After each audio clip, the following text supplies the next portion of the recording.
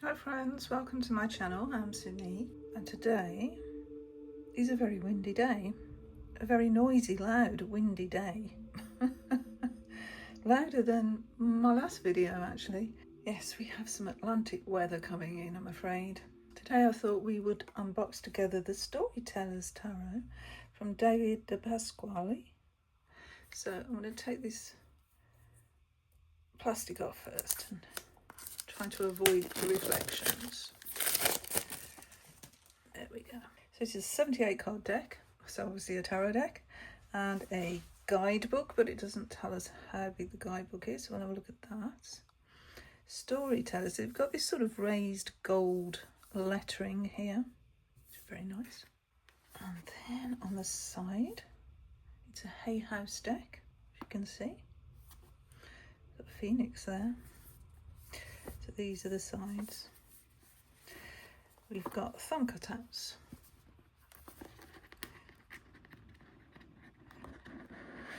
What does it say on the inside?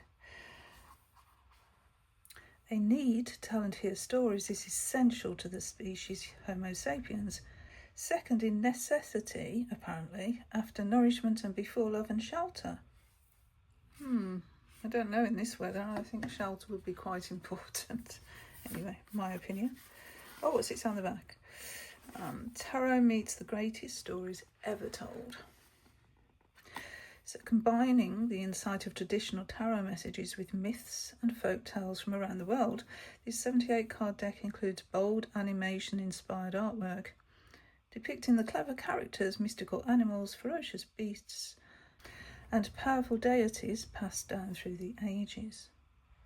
The guidebook features excerpts from epic stories and a magical new way to read the cards through a narrative lens.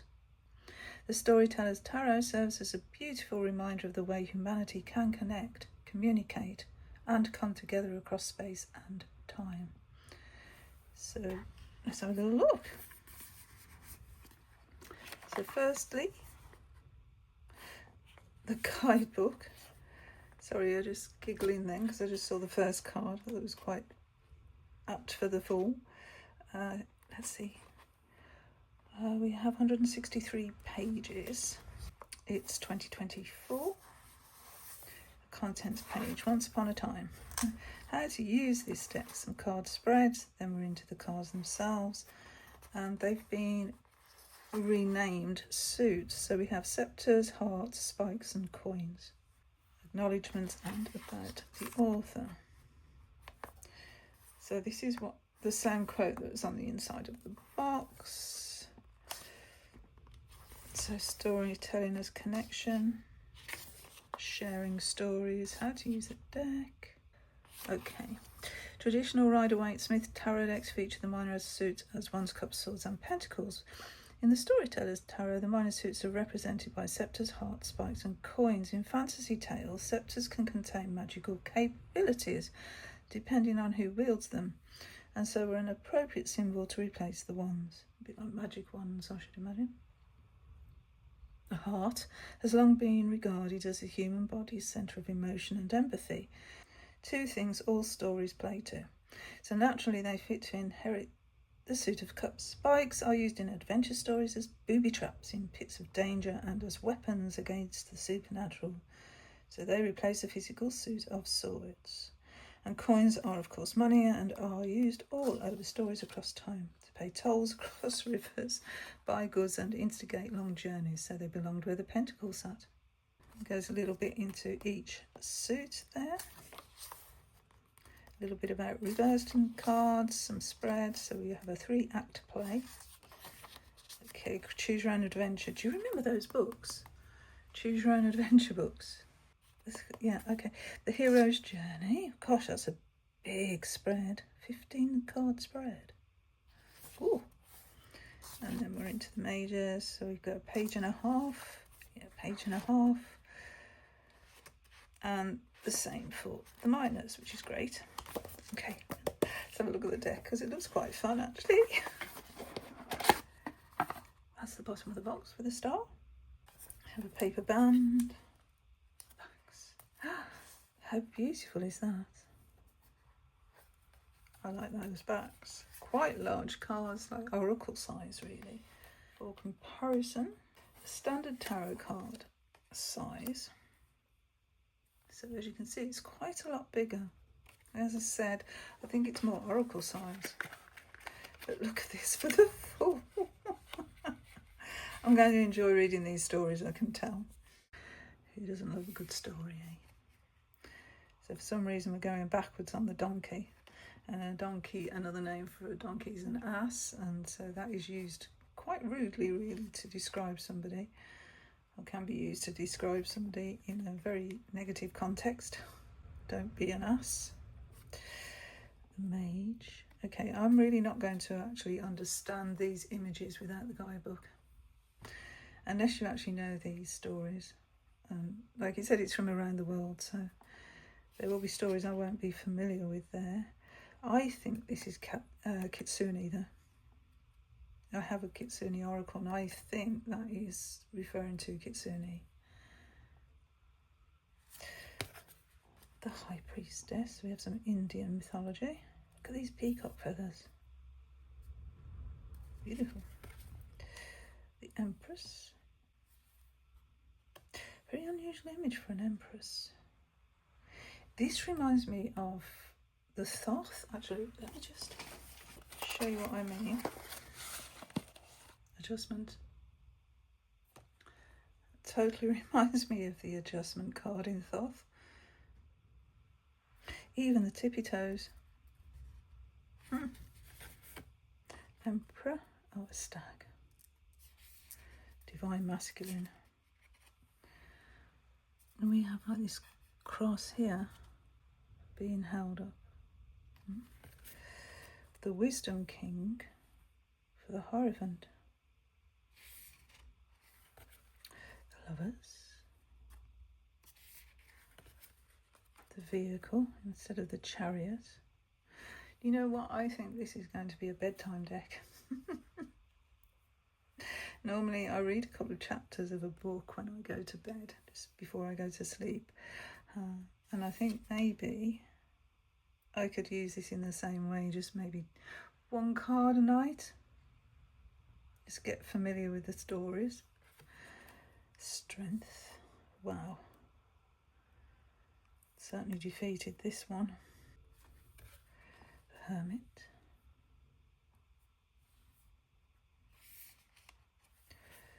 The Wheel of Fortune. Is that the World Tree there? Maybe this is the Viking symbol. Justice. Egyptian. The Hanged Man. Now I presume this is going to be Odin. Presume. Santa Muerte, for death. Yeah, there are some that I will understand, but I think the majority, unless they're from my own country, I'm really not familiar with. Temperance. That's a strange looking animal. Wow. Little cheeky duck there. Vice. That's sad, isn't it? All these like harpoon images here, and yet this whale has managed to fight back. That's the Devil card. Oh, the Tower. There's something out of the box there. The Star. That's the cover of the cover image. Moon. Wow. That's a very strong imagery here. Very, all being sort of, I don't know, cartoony. It's very strong imagery. The Sun, when we have the Phoenix, I presume. Rising from the ashes. Judgment. And the World.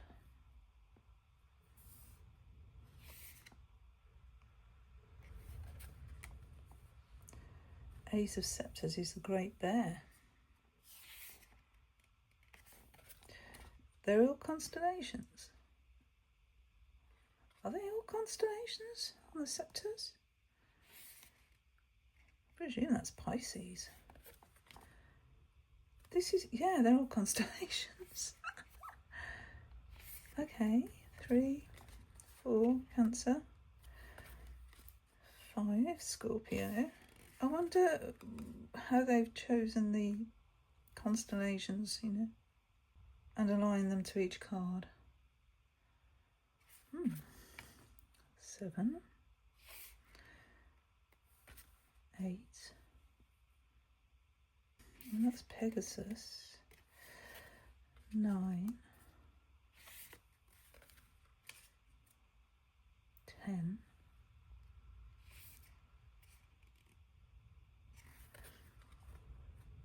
okay, Page with a Centaur. I'm presuming this is Sagittarius, which is my star sign. So I suppose that would make sense. The Knight, the Queen, and the King. Oh, the King could be Sagittarius as well. I'm not sure here. I'm going to have to look in the guidebook. Okay, so you know, cup soup, but then called Hearts. That's pretty. 2, 3, 4,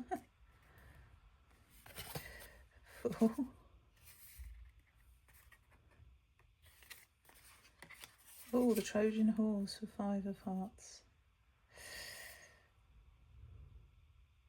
False friends. 6,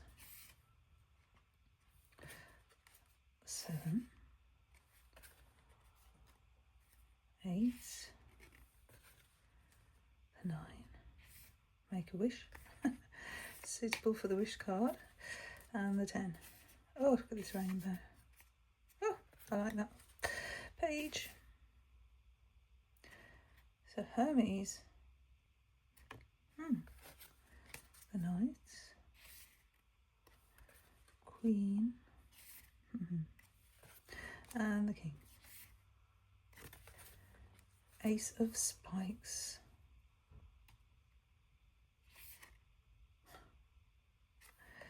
The 2. Very simplified images. 3. No spikes. So that would be the 3 of Swords. Oh, that's really interesting. I need to look at that one. The 4. Wow, look at that for the 5. Oh, 6. The 7. They're almost pippish, aren't they? The 8. 9. Sorry, I think that's funny. There's a few of these cards that are making me giggle, actually. The 10.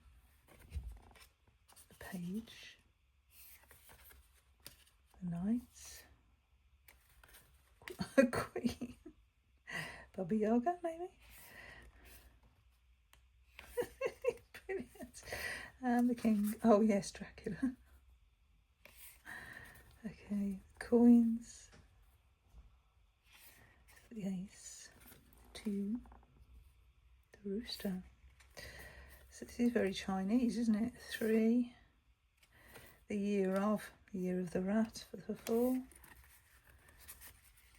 Year of the Snake, which is the year we're in at the moment, actually. So it's the 5 of Coins. Yeah, that could explain a few things, couldn't it?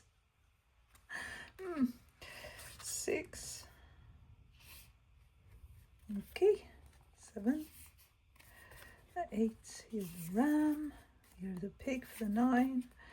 Year of the Dog. Or is it a fox? It's a fox for the 10. Page of Coins. The Knight. The Queen. And the King. Yeah, so when I look at a couple of cards and try and familiarise myself with how this is set up, I definitely want to look at that 3 of Spikes. Oh, straight to it as well. To try and understand that one. And what shall we look at in the Mages?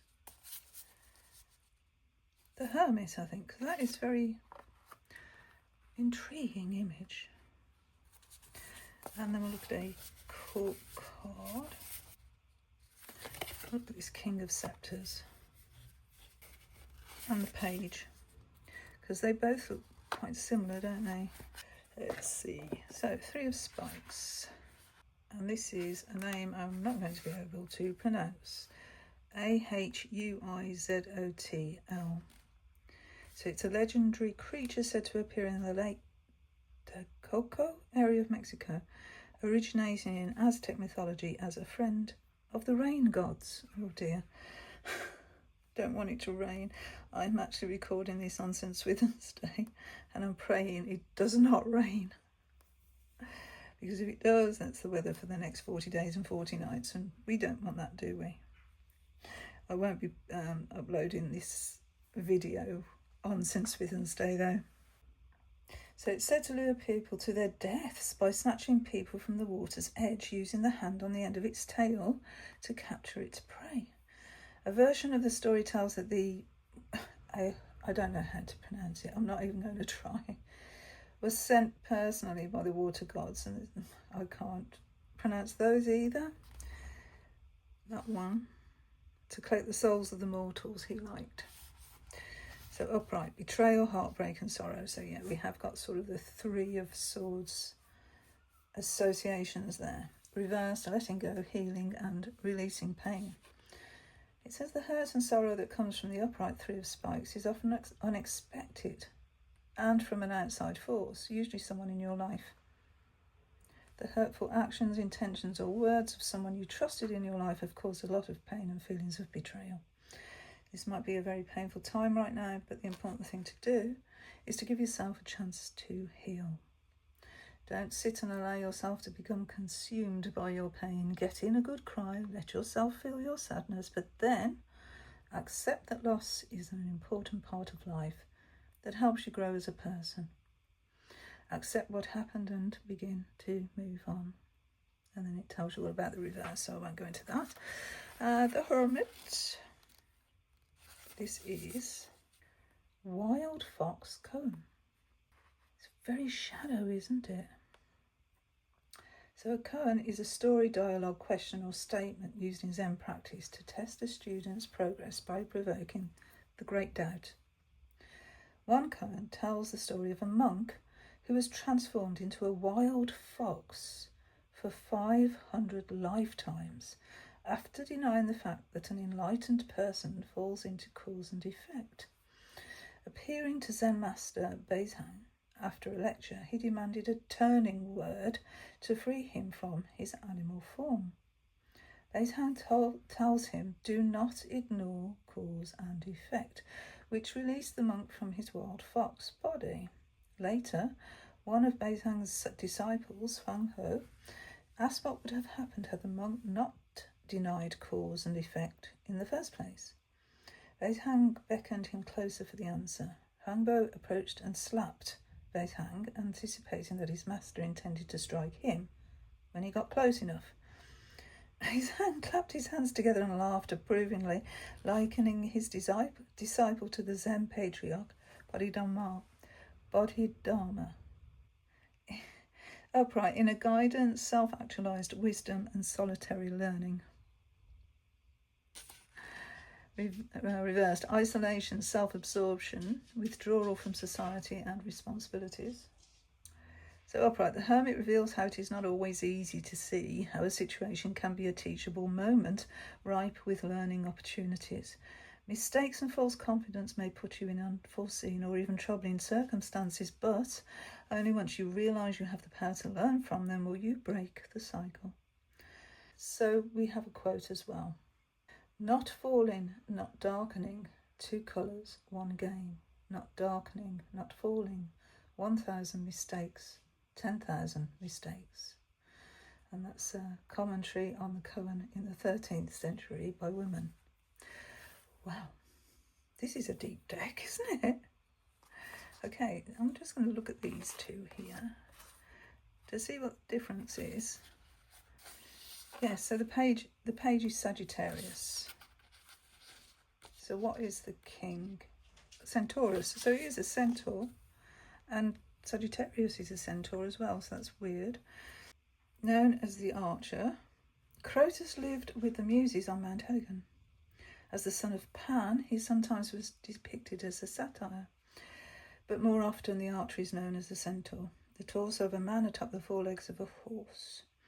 Naturally gifted in sport and hunt, he invented a ranged attack, whereby he could sling arrows from a bow to catch prey from a distance. The Muses' adoration of Crotus won him a place in the stars, although to earn his keep he watches carefully over Scorpio to ensure it will not attack Orion once again. That's strange. I don't understand. Please tell me in the comments if you understand that, because it's Sagittarius and then it talks about Scorpio and Orion's bells, so we don't know. Anyway, upright, young enthusiasm, spontaneity, creativity. Reversed, minor setbacks, negative attitude and immaturity. So when upright, this card indicates natural exuberance and profuse passion for an upcoming project. Spontaneous creativity is abundant for you right now. New projects might begin without a game plan, but that's typical Sagittarian, no game plan. But your at-first plan later approach to these new endeavours will lead to surprising and unique results you might not have seen had you carefully planned over a little detail before you began. Enjoy it, don't let it burn you out. Well, that's a very Sagittarian take. So the King of Sceptres, Centaurus for the King. The centaur embodies both the cunning and resilience of man, and the swiftness and strength of a horse. Sagittarius the Archer is another such creature, but the prime embodiment of a centaur is perhaps the legendary Chiron. Chiron was a great master of battle, medicine and music, as well as a wise and respected teacher. Many heroes sought Chiron's guidance as they travelled on journeys to become great themselves. Among his students was the mighty hero Heracles, and one of Heracles' arrows, which were dipped in the poisonous Hydra's blood, accidentally struck Chiron during a training session. As the son of Cronus the Titan, Chiron was immortal and suffered immensely without the relief of death. Zeus placed him among the stars for respite from the pain, and he resides now among the heroes he taught. Upright, profound respect, direct action, visionary. Reversed, burning aggression, dominance, unrealistic expectations.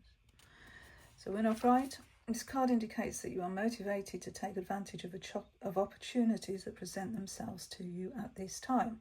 Goal-oriented decisions and wisdom will inform you how to progress forward and have cleared the path of any significant obstacles already. The King of Sceptres knows his worth, and the mastery of his skills makes him well respected and sought after. This sometimes causes a bit of an ego, which is important to keep in check. And then it goes on to the reverse meaning. Okay, so that's a taste of the guidebook. But yeah, it seems we have Sagittarius for both the page and the king, but we have a more mature aspect of Sagittarius here and a less mature aspect here. Wonder which one I am. Don't answer that question. Right, okay, thank you so much for watching, and until my next video, this has been the Storytellers Tarot by David de Pasquale. Yeah, thank you so much for watching. Bye friends.